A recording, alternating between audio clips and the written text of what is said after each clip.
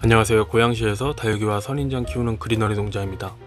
오늘은 다육식물을 건강하게 해줄 수 있는 간단한 방법들을 말씀드리려고 합니다.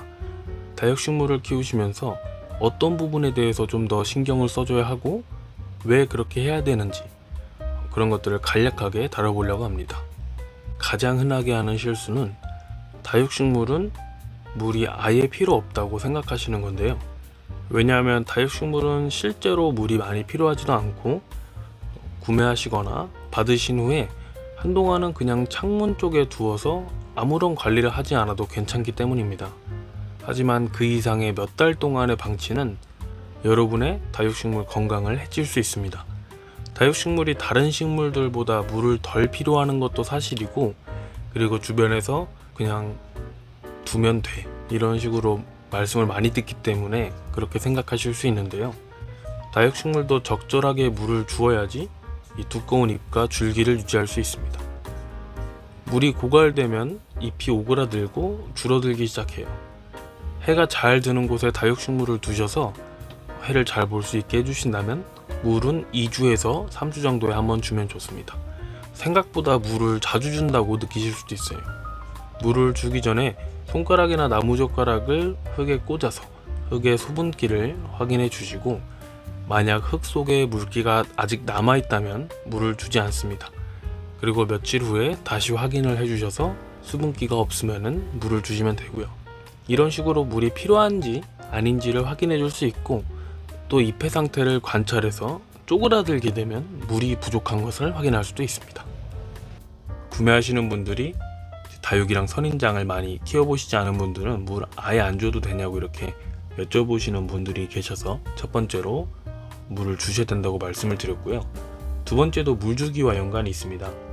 이번에는 배수에 관한 이야기인데요. 말씀드렸다시피 다육식물도 물론 물이 필요한 식물인데, 중요한 것은 이 물이 너무 과하면 좋지 않습니다.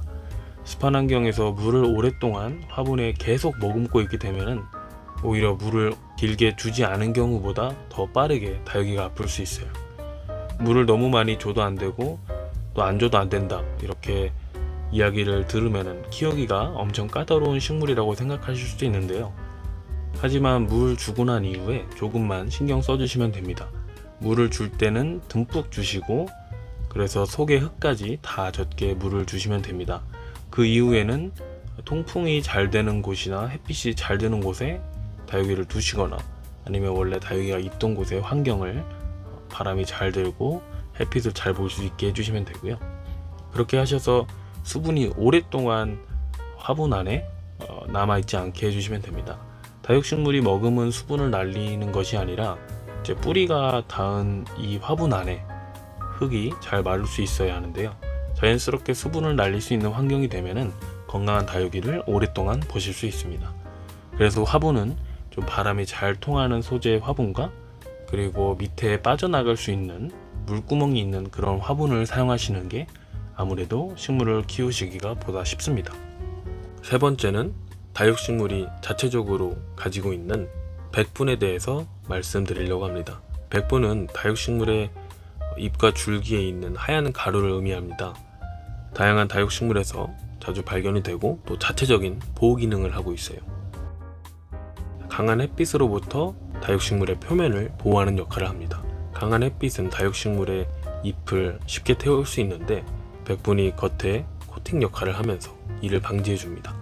그리고 두 번째로, 백분은 물이 금방 증발하지 않도록 다육식물의 잎을 도와서 마르지 않게 보호를 해주고요. 또 세 번째로, 백분은 다육식물 표면에서 해충이 오랫동안 머무르지 못하게 함으로써 또 해충으로부터도 보호를 해줍니다. 다육이를 키우면서 분갈이를 한다던가 옮겨주는 과정에서 백분이 지워질 수도 있습니다. 그래서 잎이나 줄기에 지문이 묻는 경우도 있는데요. 백분은 다육식물이 자라면서 또 자연스럽게 생성되니 너무 걱정하시지는 않으셔도 됩니다. 이 다육식물의 겉에 있는 정체 모를 하얀색 가루가 이런 긍정적인 역할을 하고 있으니 일부러 지우거나, 아니면 다육이가 아파서 이런 가루가 나오는 건 아닌지 이런 걱정은 하시지 말라고 세 가지 팁을 소개해 드렸습니다. 특별하지는 않지만 또 물주기, 그리고 다육식물이 자체적으로 생성하는 백분에 대한 내용을 아시게 되어서 다가오는 여름에도 다육식물을 건강하게 또 가을 겨울에 예쁘게 물드는 모습 보시기를 바라겠습니다. 시청해주셔서 감사합니다.